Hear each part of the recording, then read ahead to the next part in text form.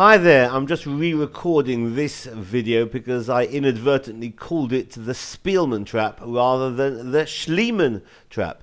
It is in fact the deferred Jaenisch Schliemann trap in the Spanish. So let's do it again. e4, e5, knight f3, knight c6, and bishop b5, a6 sends the bishop back to a4. And now f5, the deferred Jaenisch Schliemann. Usually f5 is played before a6. If it's played after a6, then it's the deferred variation.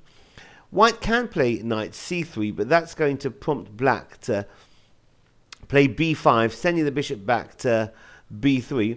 And now black can either take on e4 or continue with a b pawn to b4, dislodging the knight on c3, and in so doing softening up the pawn on e4. So if knight to d5, black can play f takes on e4. An interesting position we've arrived at.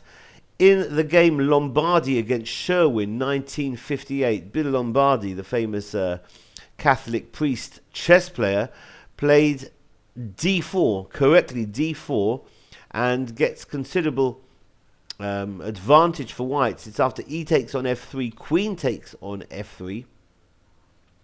Means that black can't take the pawn on d4 because queen h5 check is going to pick up the pawn on e5 with what looks like a winning advantage for white. So after f takes on e4, white, instead of playing d4, the correct move, might naturally withdraw the knight back to g1 since it doesn't seem to have anywhere else to go. Knight g1 though is close to losing for white as black gets great counterplay with this move, which doesn't appear in my database at all. Queen to g5, hitting g2, because it gives up that pawn on c7. So players with the black pieces have not played this, not tried this line. White first takes care of his defense by playing knight e2, and after queen takes g2, rook g1 hits the queen, which moves out of the way by taking the pawn on h2. Allowing white to take that pawn on c7. If knight takes on c7, king d8, and the knight takes the rook on a8, then black has got to be winning with this move, knight to d4, and we see the knight on e2 is overworked. It's being targeted by the knight on d4, and it has to continue defending the rook on g1. Well, white might try d3, with the idea that if knight takes knight, white can recapture with the king, whereby the queen defends the rook on g1.